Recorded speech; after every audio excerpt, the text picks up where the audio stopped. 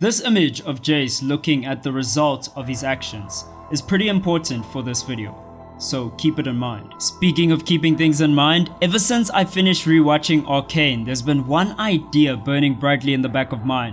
Hot take: everything is Jayce's fault. Well, not quite, there's Soko too, but outside of the actual antagonist of the series, there's no other character who's as essential or as responsible for the events we witness in Arcane.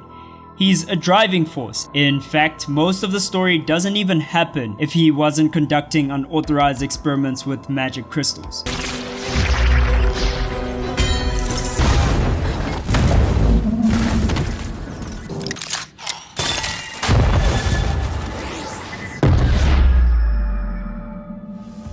I find it hilarious because while Soko understands how many enemies he's had to eliminate, how many innocent people he's had to crush to achieve his goals, Jayce has this blind sense of justice, kind of like a judge who missed half of the case, slamming his gavel down whenever he feels fit. For the most part, Jayce is isolated from the negative side effects of his goals and his ambitions. Now, both of these characters are consciously engineering a future for their people, but Jayce doesn't understand the cost of that yet. Instead of listening to me explain it, here's Vi saying the same thing. You've always been a part of this. You just never had to look it in the eye. One dead kid, there's hundreds more where he came from, thanks to Soko and thanks to people like you who stuck their heads in the dirt.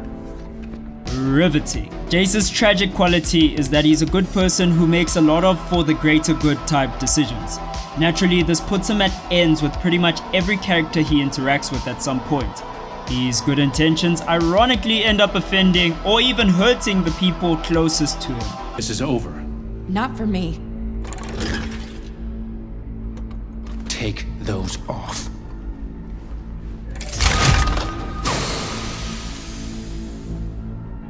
Make me. He's trying to play the hero in a series that actively punishes characters for doing this, although Vanda's passive approach didn't seem like the answer either. Vanda's passivity helps highlight what's so captivating and what's so great about Jayce as a character. He moves things forward. Not only himself or Piltover, but the entire plot is driven by him and his discoveries. The curse of this greatness is that these discoveries act like an electromagnet for people who seek power, be it Ambessa Medada, Jinx, or even Victor himself. The problems that Jayce's existence causes for the masses are encapsulated with this one scene, with this one boy's death. He's now faced with the reality he's always been a part of but has never had to confront. To hammer this point home, here's Jayce as a child being saved by an actual heroic figure.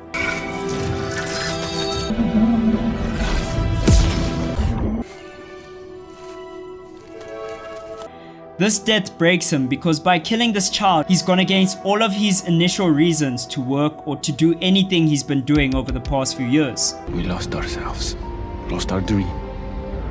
In the pursuit of great, we failed to do good. Despite how this video may come off, Jayce is easily one of my favorite characters. The grey line of morality he has to walk is one thing I think a lot of us can relate to. Having good intentions blow up in your face is very common and never fun. I think season 1 helped forge his character and meld him into someone who will actually impact Piltover and Zorn in a positive way in the future. Hopefully in season 2 we'll get to see his heroics translate, but for now, I think it's all his fault.